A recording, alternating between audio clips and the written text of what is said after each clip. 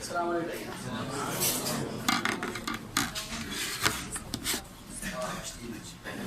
حاول اليوم ان شاء الله نخلص الشابتر مال اليوم.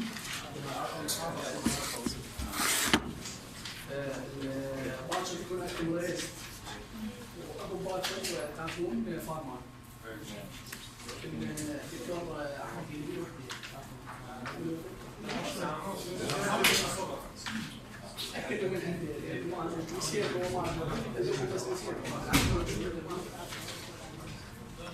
احنا نبقى ان شاء الله يعني على تواصل اي شيء مطلوب واضح وهذا موجودين انا موجود وياكم معي تبدون عن طريق الجروب اللي سويتوه انتم في الواتساب اللي معنا اوكي وابو باكر ان شاء الله نحط لكم اسئله مالي شيء نقطه تشوفوا وضعكم بها.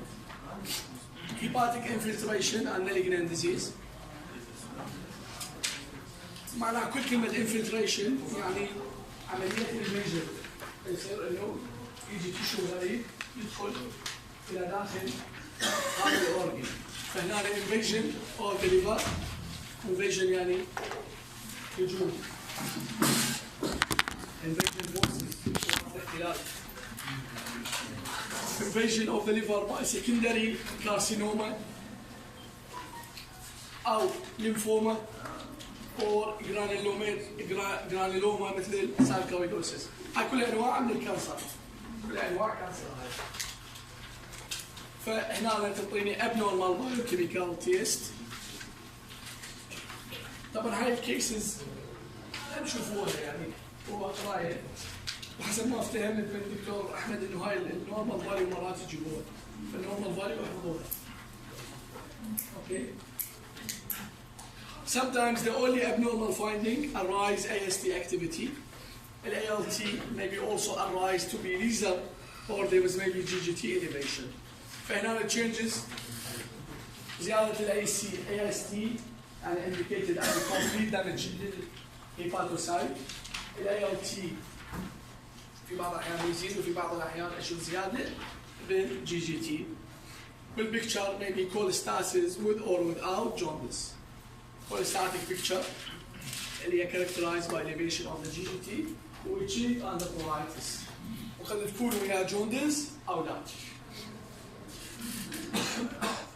ميتابوليك فانكشن قلنا الامبيرمنت يكون بها ضعيف.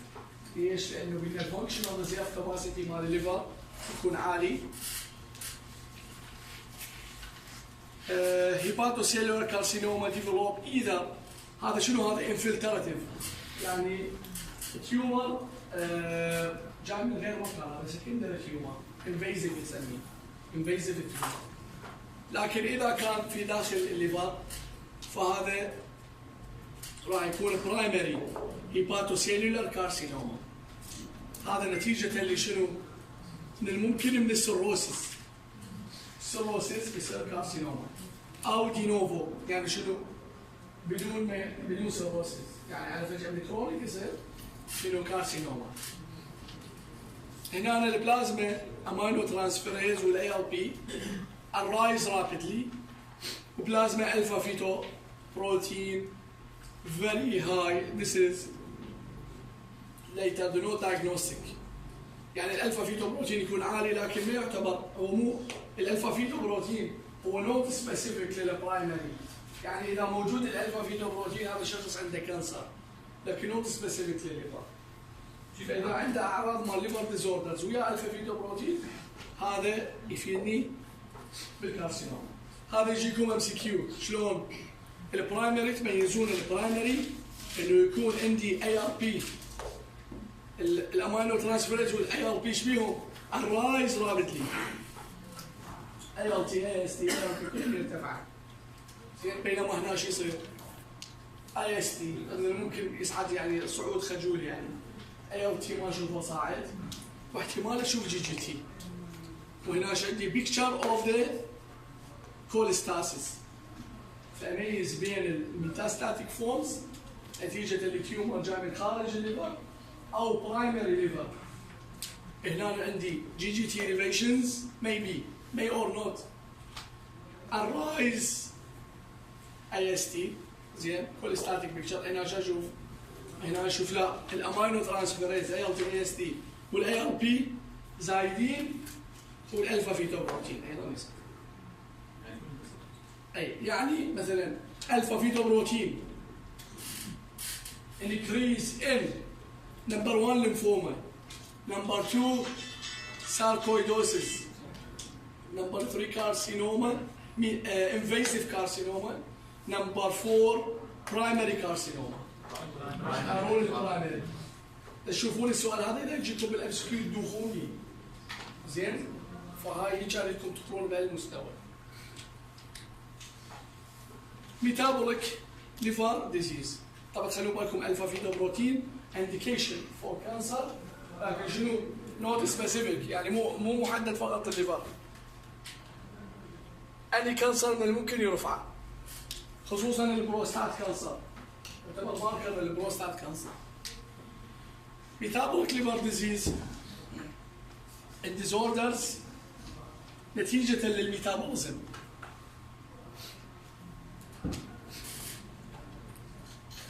أول حالة اللي هي هيموكروماتوسيس اللي هي زيادة أو accumulation of the iron.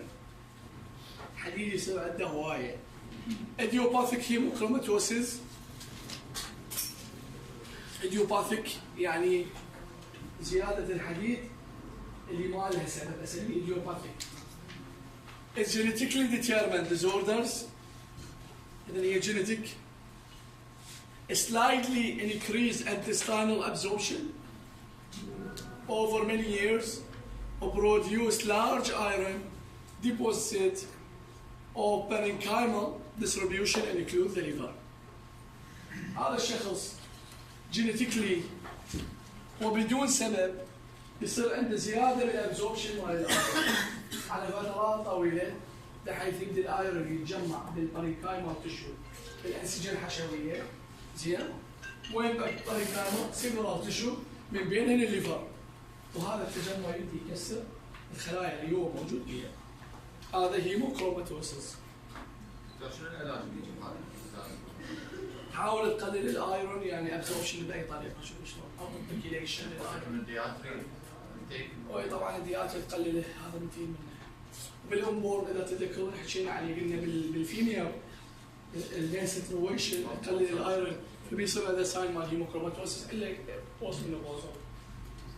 اوكي الفا 1 انتي تريبسين ديفيشنسي. هذا الالفا 1 انتي تريبسين هذا بروتين يعادل التريبسين. التريبسين تعرفون تريبسين وكيموتريبسين وغير هذا موجوده بالصلايفه اللي هي بروتينيز تكسر البروتينات. هذا انتي تريبسين يعني يعادل البروتين اللي يسوي الانزيم اللي يسوي لايسز للبروتينيز اللي يكسر البروتينات في داخل الجسم.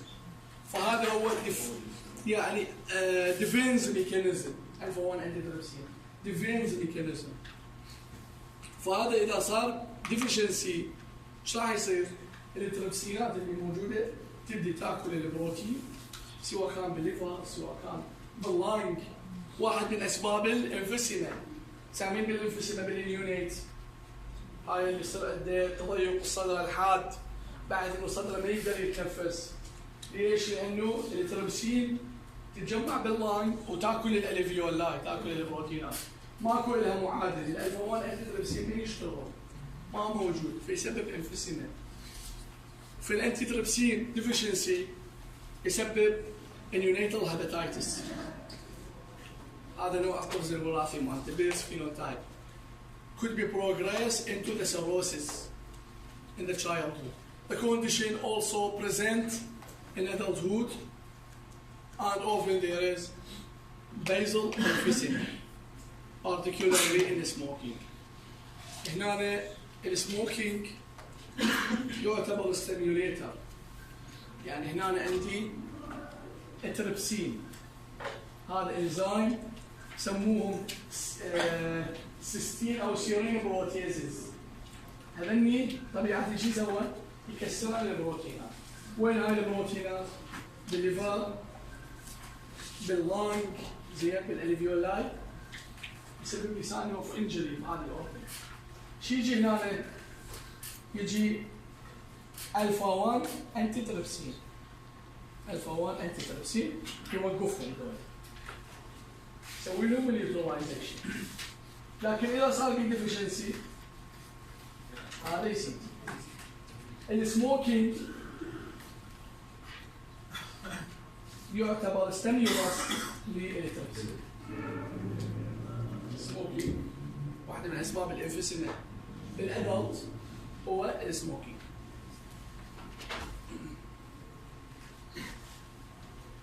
جلاكتوسيميا، مر عليكم الجلاكتوسيميا مو؟ تعرفوها مو؟ من يشرح لي اياها؟ علي بدنا نشرح الجلاكتوسيميا؟ deficiency of the enzyme هو شو يسوي؟ يحول الجلاكتوز الى الجلوكوز. طبعا هذا شنو؟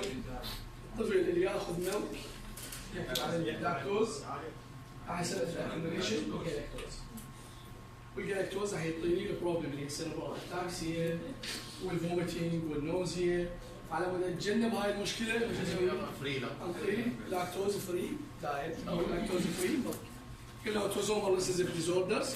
ديفشنسي بالانزيم جلاكتوز 1 فوسفات يوريديل ترانسفيريز. واحد من الاسباب انه الجلاكتوز راح يتجمع بالليفر.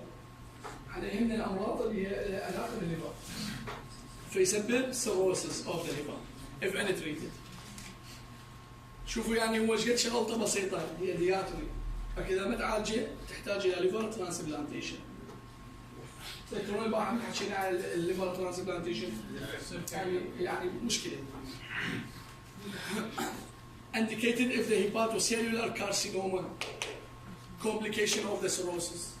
يعني هذا من الممكن يحوله الى cirrhosis ومن الممكن يحوله الى كارسينوما وراح يحتاج الى ليفر ترانسبلانتيشن في هذا الحال.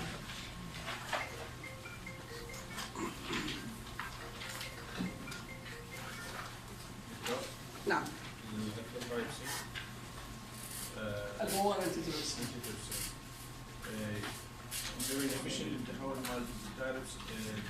يسوي نيوتراليزيشن للتريبسين، هو اسمه انتي تريبسين. يعني بريك داون اوف يوقف التريبسين، يوقف التريبسينات الانزيم هو مضاد لهذه الانزيم. يعني شلون تجي الانتي بودي؟ يعني ديفنس ميكانيزم. اي يوقف التريبسين، يعني التريبسين اللي يطلع عن حده يوقفه. يخليه يشتغل، والتريبسين تحتاج انت نورمالي عم تكسر البروتين بالدايت، لكن من الممكن انه اشوف مثلا فورن بروتين باللاين مثلا ايضا كبكتيريا كهذا ايضا ديفينس، لكن من يبدي يزيد راح يبدي يهجم على غير مكانات. زين فالالفا 1 يعادله انتي تريبسين يعادله. بالديفشنسي ماكو عندك معادل، التريبسين يظل طريقه واحده فيشتغل يسبب مشكله. زين ويلسون ديزيز هذا disorders characterized by شنو؟ شيء يزيد الدينار الكبر، يزيد الكبر اكثر من الطبيعي. يبدي يجمع الكبر in different position من بينها الليفر.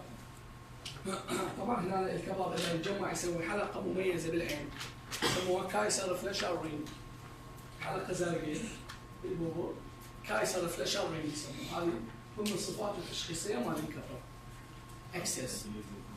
فهنا excessive recessive disorders inherited caused by reduced biliary excretion of the copper and impaired hepatic incorporation of the copper into the seroloplasmin. هذا السيرولوبلازمين هو اللي شو يسوي؟ اللي ينقل الكبر بالسيركوليشن. هذا بروتين مال الكبر سيرولوبلازمين. فهنا راح يصير عندي شنو بروبلم بالانكوربوريشن اوف ذا كبر، فراح يبقى الكبر يتجمع ما راح ينطرح بالجي اي تي، فيرجع وين؟ السيركوليشن ويصعد بادي برين بارير وجزء منه يضل بالليفر. فهنا due to البروبلم تكون excessive accumulation of the copper in the liver, brain, kidney and evidence of the acute liver failure, chronic hepatitis, cirrhosis. زين؟ المشكلة انه بدا ينطلع وين؟ من الجي اي تي. هذه هي المشكلة الرئيسية. الكبر اذا صار في الكلى اي يسوي دمج طبعا. بانكرياس سايندروم شو اسمها؟ بانكرياس سايندروم. اذا اعطى نفس الاعراض مال الفانكوني يعني مثلا الفانكوني سايندروم هم يعني من ضمن صفات لايكوزيوريا، فوسفيديوريا، الكبر يصير بالكلى.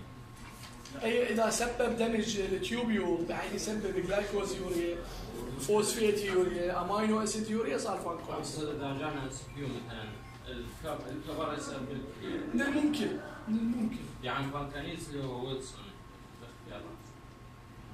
لا الديزيز accumulation of the copper ويلسون يسبب فانكوني. لازم تقرا الباراجراف زين. يعني ما معقوله تجيب لك زياده الكبر يسبب فانكوني وانت تقول له صح مثلا. يعني او زياده الكبر سن ان ذا بودي كولد فانكوني، هذا غلط. لكن كبر يسبب فانكوني ممكن. زين يعني يعتبر حاله التوكسين يعني. مايوجلوبين يسبب فانكوني تعال عادي. رايس سندروم سامين انتو بالرايس سندروم. هذا مشكلة الاسبرين اللي ما ينطي للاطفال اللي يسبب رايس سندروم. لا بس اكو كتب للاطفال بس الجوز يكتب طبعا اكو كتب يعني يكتب لك الجو ادمنستريشن دوز رايس سندروم، بعدين يكتب لك الدوز من سنتين الى 5 سنين الجد تابلت من 5 سنين الى سنه. هو انت كاتب لي مثلا الاطفال شلون مرتب هذول؟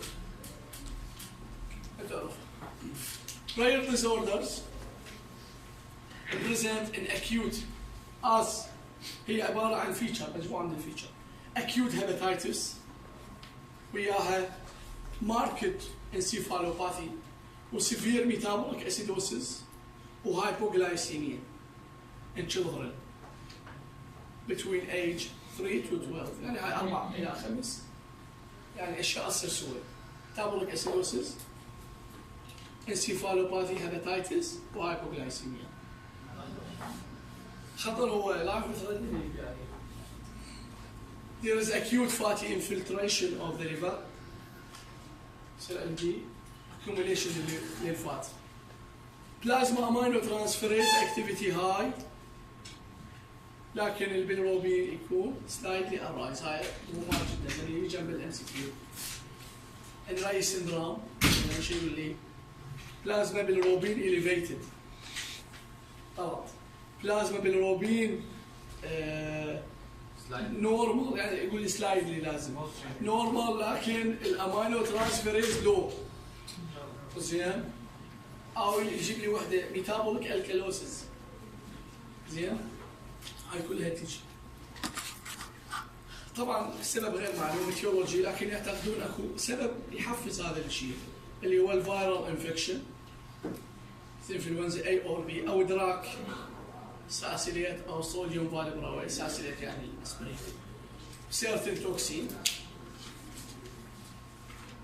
فيعتقدون انه المشكله هي شنو؟ يعني سبب الاسبرين. اي فالبرويك اسيد يعني هذه النقيض مال الصرع، الاسبرين، الساسيليت، انفلونزا من الممكن يسبب لي ريديوس انرجي برودكشن نتيجه للإفكت على الميتوكوندريال اوكسيد فوسفوريليشن، يأثر على عمليه الاوكسيد فوسفوريليشن اللي تصير بالميتوكوندريا فيقلل لي الاكسجين برودكشن. Number of the inherited metabolic disorders، يعني بالاضافه الى ذاك الفاتي اسيد اوكسيديشن راح يتاثر فيؤدي لي الى الراي لايك سندروم.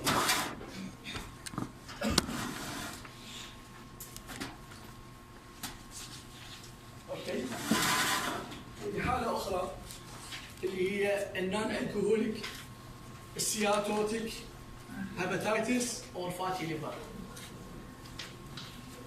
يعني شباب ان شاء الله اليوم اذا خلصتوا هيج حاله البايوكيمستري باكر اوف تمام اللي متفقين عليه، وتباشرون الاثنين ساعه بالوحده فارماكولوجي، اوكي تجون قبل الوحده 1 الا ربع حتى تمتحنون الليفر وتبدون فارماكولوجي. قلت لك اول 6 محاضرات هسه كلها امتحانات قاعد تمتحن الجامعات كلها عندها مراقبه، ما اقدر اخليها مثلا 2 بالوحده وبعدها 3 بال9:30 هيك صار انت ما تلحق تدرس اصلا، يعني شو وقت ترجع شو وقت تجي بال9:30، فلو اخليها الى ما تخلص الامتحانات وابدا اسوي سويش بيناتهم. اوكي؟ يعني الاثنين مختلفات. شنو؟ الاثنين نبلش فاهم. لا حد برايفت 2 لا يوم واحد وانا اعطي يوم واحد.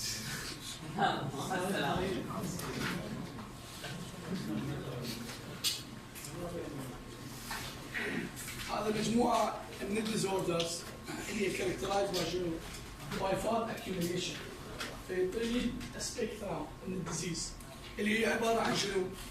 سبيكترم اوف ذا ديزيز ranging from fatty liver يعني نتيجه لوجود الفات يصير accumulation of the bile فيصير عندي steatosis to the non-alcoholic steatotic hepatitis يعني يبدي اول شيء steatosis ولا يتطور يعني البايل متوقف اي يعني مشاكل نتيجه للبايل يبدي بشكل steatosis هذا اول شيء، بعدين steatotic hepatitis يعني steatosis ويا inflammation زين، بعدين شيء يتحول cirrhosis هذا كله فاتي ليفر نون الكهوليك فاتي ليفر يعني الفات without alcohol يبدي steatosis inflammation cirrhosis. اوكي cirrhosis يعني fibrosis وسكارينج. طبعا هذا عاده يكون association with insulin resistance. ايش الانسولين ريزيستنس اللي نبي؟ fat accumulation. That is one of the most common causes of the abnormal liver function test. هنا the plasma aminotransferase usually arise and related to the body mass index, important to exclude other liver disorders. هنا اقدر اكشفه من خلال الالترا ساوند. زين؟ واحدة من الأشياء اللي أقدر أشوفها بهاي الحالة إنه أنا إذا أعالج الهايبرليبيديميا راح أشوف هذا الشخص يصير عنده sign of the improvement. يعني السبب الرئيسي هنا هو الفات accumulation. فأنا إذا عالجت حالة الفات accumulation راح شنو؟ راح أرجع الشخص إلى حالته الطبيعية، لكن طبعا يكون على شرط إنه يوصل لمرحلة السيروسيس. إذا وصل السيروسيس اي بعد ما اقدر اصلح. هيباتورينال سيندروم يعني renal disorders يسبب liver disorders والعكس. This syndrome occur when the cirrhosis and often portal hypertension present in conjunction with renal dysfunction. Liver dysfunction وrenal dysfunction. هنا واحدة من الأسباب اللي حكيناها شنو السبب؟ شنو هو؟ يعني شو يصير عندي؟ يعني احنا قلنا حالات السيروسيس شو يصير عندي؟ بورتال هايبرتنشن بالمقابل بالسيركوليشن شو يصير عندي؟ هايبوتنشن البيومين قليل اوزمولاريتي قليله ليه يصير عندي loss of the fluid زين كمية البلد سبلاي للكدني شو يصير بيها؟ تقل مو فيصير عندي pre-renal insufficiency مو hypovolemia فتبدي sign of the kidneys dysfunction نتيجة اللي شنو؟ نتيجة الليفر dysfunction. Stimulation of antidiuretic hormone. اي بس يعني ما يفي بالغلط. يعني هو اساسا يجي قليل يعني شو يسوي؟ هو stimulation of antidiuretic hormone هو اللي يسبب. اي فهنا استوى due to impair renal perfusion. الحالة كلها سببت لي renal perfusion. ايضا vasoconstriction of the renal artery. usually creatinine clearance راح يكون شنو؟ is less than 40 ml per minute والبلازما كرياتينين راح يكون اكثر من 130. يعني انا البرفيوجن قليل كرياتينين يصعد الكليرانس يقل. with the urine volume of less than 500 ml يعني اوليجويوريا. urinary sodium less than 10 ملي مول معناها عندي بري-renal failure او perfusion. اذا كان intransient renal راح اشوف الصوديوم اكثر من 10 ملي مول. زين. ادراك عن liver fibrosis ايضا مجموعه من الادراكس ايضا معروفه simple fibrosis ميثودك زيت لانه ممكن يسبب فايبروسيس مباشره يعني بالاوفر دوز الميثودك زيت هذا يكون lethal to the liver. Conventional liver function tests are sensitive to the liver fibrosis. تكون insensitive يعني هنا شنو ال ALP وال AST وغيرها ما راح استفاد منها فلازم استخدم غير ماركرات من بينها البروكولاجين 3 and terminal peptide هذا يعتبر ماركر للفايبروسيس. فاذا استخدم الميثودريك زيت كثيرابي زين لازم اقيس ال P3 and P ما اروح على ال AST وال ALT وال ALP اللي يفيد النبات. واضح؟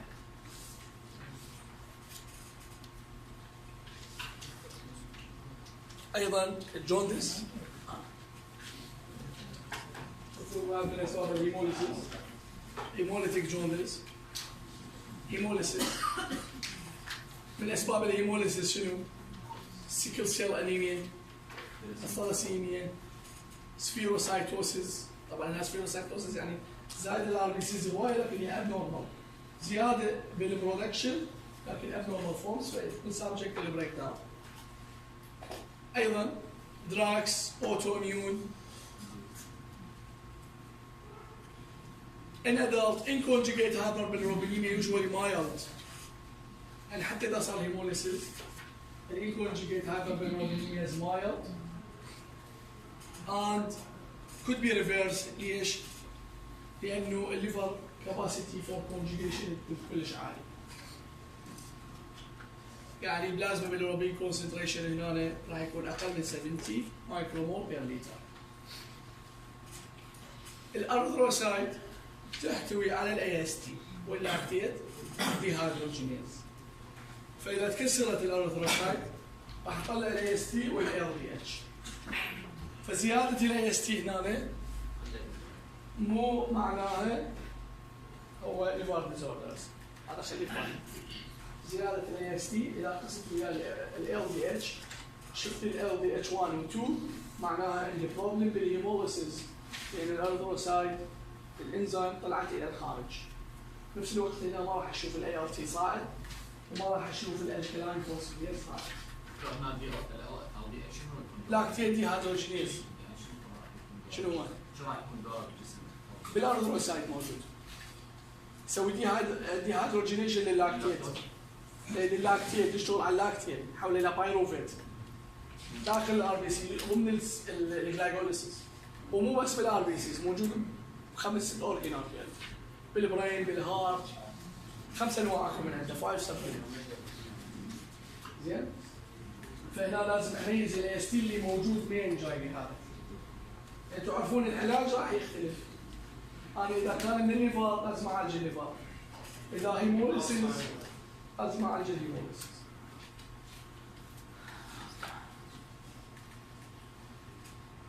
A blood reticulocyte may be arise with abnormal blood reticulocyte الخلايا اللي تكون الار بي سيز. كل الار بي سيز البدي يحاول يصنع اكثر فشنو الريتيكولوسايت تزيد. abnormal blood flow, low plasma hemoglobin concentration,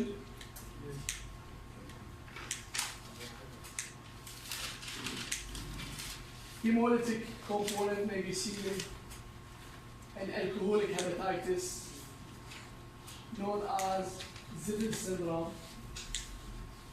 يعني عندي حالة هذا السندروم characterized by hemolysis نتيجة للكحول يسبب هيباتيتس ويسبب هيموليسيس. هاي حالة سيئة زايفل syndrome. increase in the plasma. نعم؟ Increase in the plasma. لا الكحول هيباتيتس وهيموليسيس. هيموليسيس فيسبب هاي الحالة بسبب كل سبب. يعني سندروم لما نقول سندروم يعني هي عبارة عن مجموعة من الايفنتس صور. اوكي؟ بالروبين هنا ما راح اشوفه باليورين لان هذا الكونجيجيت. زين؟ الحالة اسميها اكلوريوريك جوندس. اوكي؟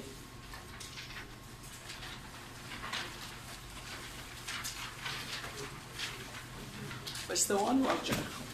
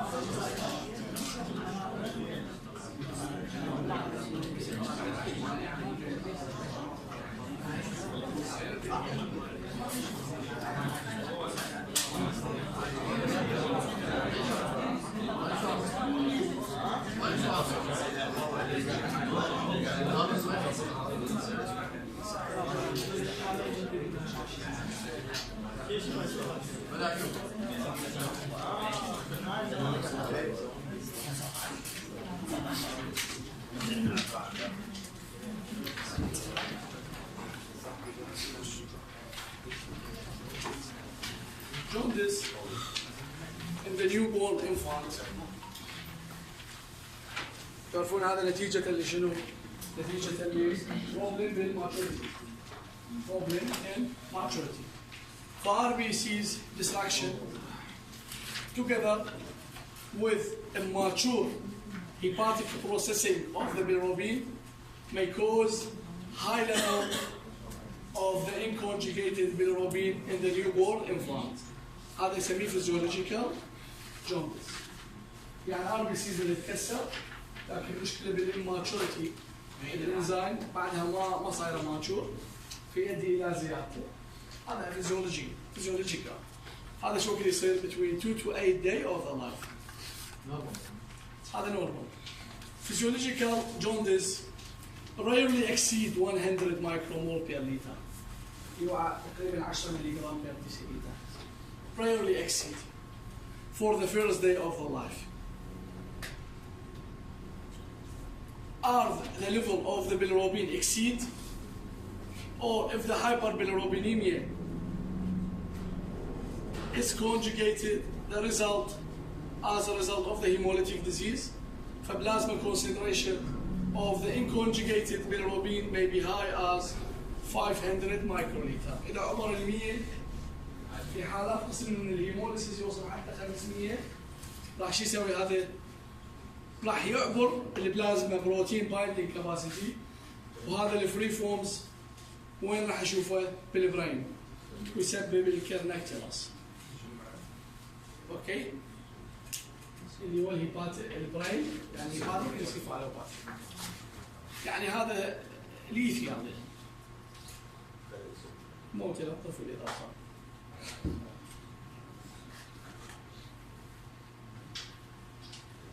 Inherited hyperbilirubinemia يعني كinherited هسه ناخذه يكون either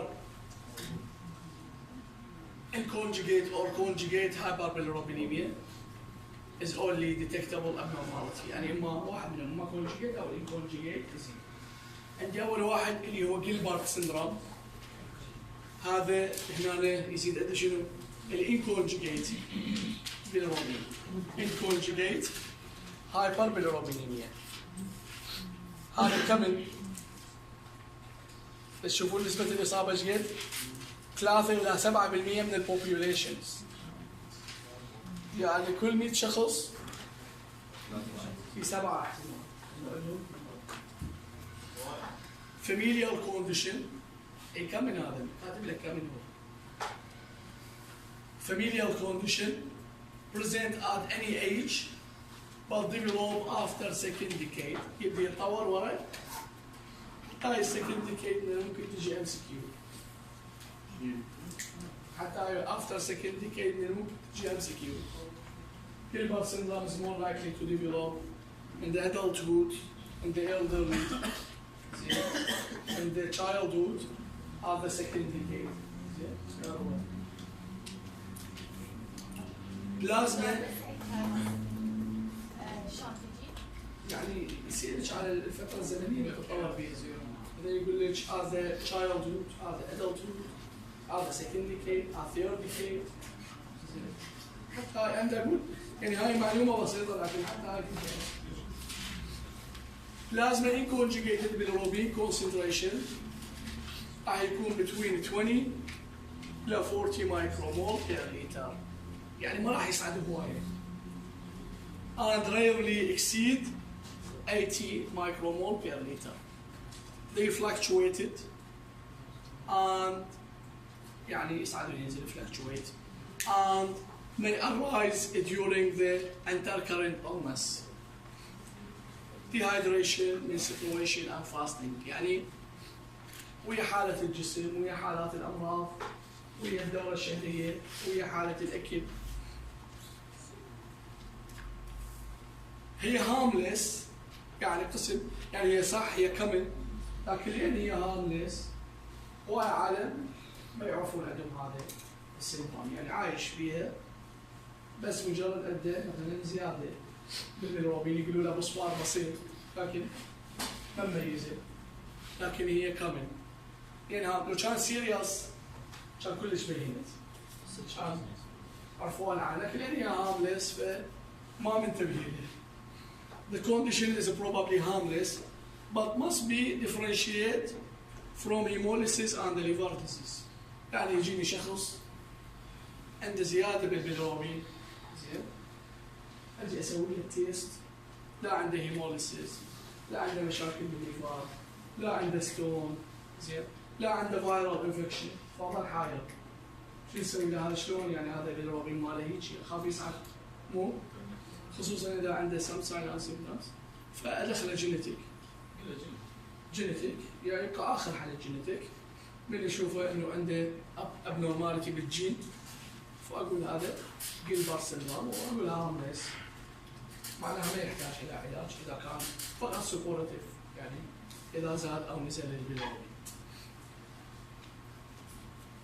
طبعا it is often become evidence when the plasma bilirubin concentration fail to retain the normal after attack of the hepatitis or during mild illness, which because the jaundice may be misdiagnosed as hepatitis.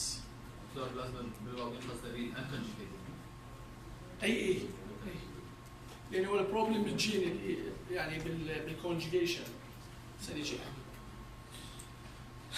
يعني هنا شخص يصير عنده acute hepatitis مثلا او عنده mild illness فيبدي البيلروبين يصير عنده كلش عالي لكن ما يصلح رغم انه هو اخذ علاج فاشوف البيلروبين عنده عالي زين ويصير عندي misdiagnosis من ما ذكرنا. Conjugate bilirubin less than 20% of the total bilirubin. المشكلة عندي هنا وين؟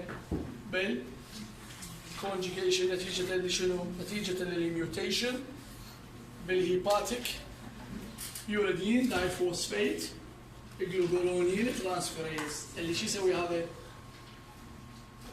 ينقل الجلوكورونيل على البيلروبين.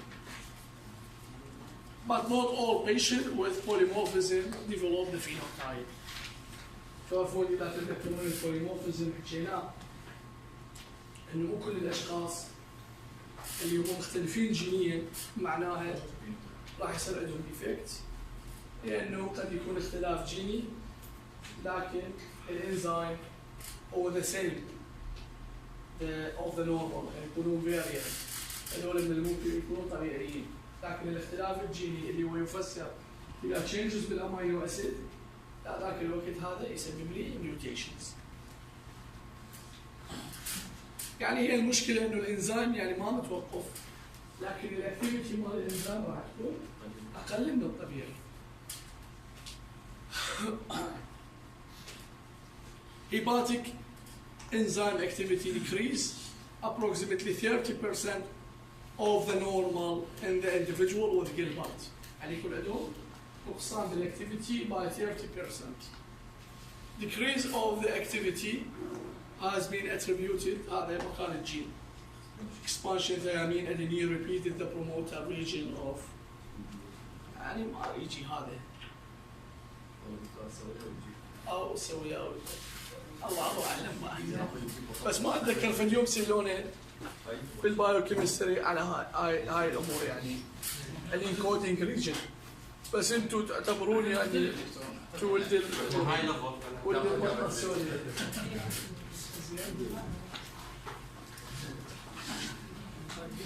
إذن الدايجنوزيس أول شيء exclusion of the hemolysis. أي شيء hemolysis أسوي له exclusion أو hepatic disorders. ما طلع عندي يعني لا هو hemolysis لا هو liver لا هو فوسفينال فأروح للجينيتيك. Remember that sometimes thyrotoxicosis may cause a rise in conjugated bilirubin due to reduced enzyme activity and sorry absorption. يعني هنا في بعض الحالات في حالات الثايروتوكسيكوسيس زيادة الثايرويد هرمون يقلل الاكتيفيتي مال الانزيم هذا اليوريدين دايفوسفيت جلوكورونيل ترانسفيريز يقلل الاكتيفيتي مالته فبالتالي راح يصير عندي سايت تشبه جيلبرت. فايضا احاول اتاكد ان الثايرويد هرمون ليفل اشوفه within the normal. اذا within the normal يعني اروح للجينيتيك اذا زايد هايبرثايرويدزم اعالج الثايرويد ديزوردرز وبعدين اشيك مره ثانيه. prolonged fasting 48 اور يومين كالوري اقل من 300 may result a rise predominant in conjugated bilirubin fraction. زين؟ مثل ما قلنا هنا الاستجابه تكون ضعيفه للكونجيجيشن فالفاستنج يزيد البيلروبين ليفل هؤلاء الاشخاص. Increase are also seen after administration of 50 mg من النيكوتينيك acid. هذا النيكوتينيك acid ايضا يزيد الليفل اوف البيلروبين مقارنه بالنورمال انديفيدوال. عكس الكريجلر نجار سندروم هذا سيريس ديزوردرز لكن رير لكن كمل هذه شنو؟ هارملس. هاي نقدر نسميها مثلا which of the following state is true. كريجلر نجار syndrome common and harmless. false. بينما جيلبرت اقدر اقول عليه serious and rare. false. serious. زين. نقدر نقول جيلبرت syndrome is common and serious. serious. ونقول الكريجلر هو rare and serious. Okay. فهنا rare deficiency more serious usually presented earlier. A plasma inconjugate bilirubin increase to concentration that exceed the binding capacity فيصير عندنا كالlectures. شو الميز بينهم وبين الارتفاع مع الانفنتيشن بالبروبين هنا وبين الانفنتيشن بالبروبين اللي راح تصير ويا جلبرت؟ اذا هم اثنيناتهم اكسس جنتي شلون اقدر اميز بيناتهم؟ ماكو تمييز يعني يعني بالامتحان قصدي شلون اقدر اميز بيناتهم؟ يعني شلون؟ هنا كمثال انه اذا اجت يعني البلازما جلوبين بالانفنت صارت اعلى من 500 مايكرو rarely exceed يعني في حالة في حال انهم اثنينهم وشاطر كلبر rarely exceed 80 مايكرو. بس اكو حالات هو هم ذاكرها انه يوصل 500 وممكن سيركل ديتكتور نفس الحاله. لازم تحدد لك الحالة هي شنو. شخص البيلروبين ماله صاعد هاي لازم نسوي كيس من الحالة. ما راح نسوي لك اياها MCQ، لازم تقول لك لا اجاني الخيارين بالام سي كيو شو راح يجاوب؟ لازم نسوي لك سكلوجن لازم تعرف هذا الشخص يعني فاستني لازم نشوف هو قصدي شلون اقدر اميز بين هذا؟ هي من اللي يعطوك اياه يعني هو يعني هاي بعد هاي اذا ما تعطيك اياه تسوي قالب بالك. هو اللي اذا تعطيك فد كي للسؤال يعني هو قصدي يعني هذا كي شنو اللي اي هو هذا الكي هي التفاصيل هاي نفسها اللي عندنا بالحكي.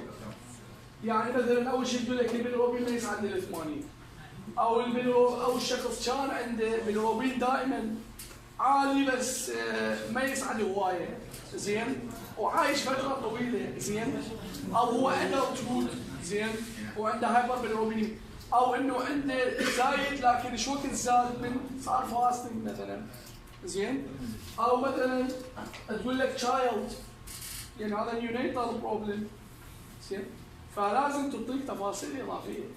اذا ما تعطيك تفاصيل اضافيه يعني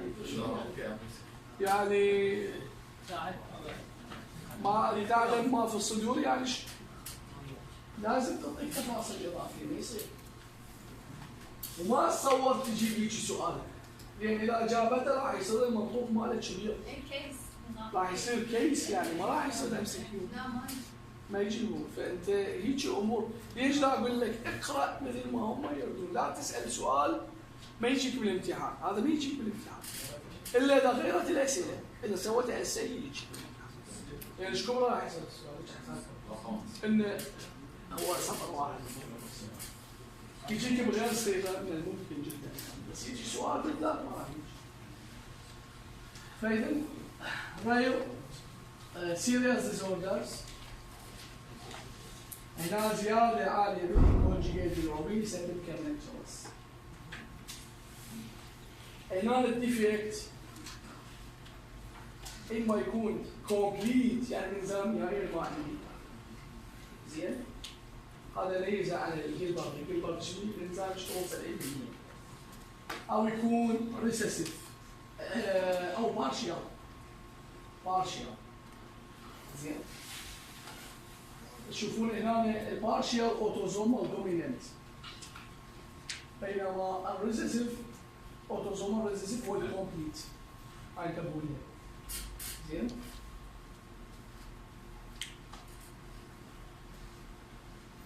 يعني الريسيسيف راح يكون هوموزايجوت، يعني الصفة اللي حامل الدرجة الانزيم هي ريسيسيف وليس دوميننت. إذا في حالة البارشيال راح يكون إذا أنطي هذا الشخص فينوباربيتون انزيم انجازات يزيد الاكتيفيتي مال الانزيم يقلل البيلروبين المفروض. اوكي يعني هنا ممكن انه الفينوباربيتون او انزيم اندوزر في هذه الحالة. بعد عندي دوبين يانسن syndrome. دوبين يانسن syndrome. Harmless due to defective excretion of the conjugated bilirubin but not of the bile acid. يعني bile acid ينطرح، لكن المشكلة البيلروبين بدأ ينطرح وياه. يعني selection هنا. Characterized by slight and rise plasma conjugated bilirubin level tend to be fluctuated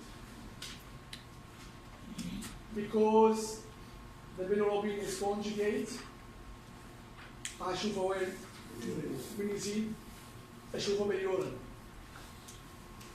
Plasma ALP activity are normal. ما عندي مشاكل بالبايل، لكن عندي مشكلة بالطرح. There is maybe hepatomegaly في بعض الأحيان يصير شوية علاج من الليفر. And the liver is dark brown. يعني بالروبين راح يتجمع بالليفر غير لونه إذا سوينا بايوبسي. زين؟ ومن الممكن إنه أشوفه باليورين أيضا يغير لون اليورين. زين؟ Presence of the pigment. إذا أجي أصبغ الليفر بالليبوفيوسين هاي الصبغة مالتي راح أشوف شنو؟ راح أشوف characteristic pigment. طبعا ليش ليبوفيوسين؟ هذا ليبيد ممبرين ماله أيضا ليبيد. فالدايجنوزيس يكون من خلال staining of the specimen obtained from the liver biopsy. ناخذ عينة من الليفر ونصبغها يطلع عندي شنو؟ يطلع عندي بوزيتيف. بروتر ديزيز هو نفس الدوبين يانسن، ايضا البيلروبين ما ينطرح بينما البايل اسيد والنورمال. فرقه انه ما يسبب بيجمنتيشن للليفر. يعني اذا اصبغ بالليبوفيوسين يعطيني نيجاتيف كلر، لكن ايضا نفس الفلكتويشن بالبيلروبين ليفل. اشوف اليورين دارك نتيجة الاكسكريشن، وايضا could be associated with problem in liver يعني slightly enlarged liver in the area. تعالوا ها؟ مش بقارنة اثنين ثلاثة لازم نخلص اليوم. 2 3 4 يا مو مال تجون باكر عليه. ارتاحوا 10 دقائق ورجعوا كذا وراح.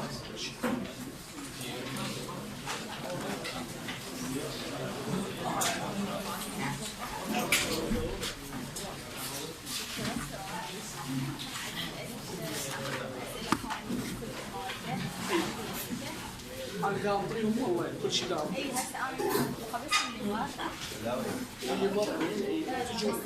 اللي بنهاية لا أنا داول فيلم أوتوماتيكيا ومن أسوي أسئلة إضافية أنزل لكم إياها بالجروب مال الواتساب. لان خطيتي أنزل لكم إياها. نقعد نقرا يعني احنا نحفظ بس ما نركز شلون تجي. من اجي احد اسئله أسويها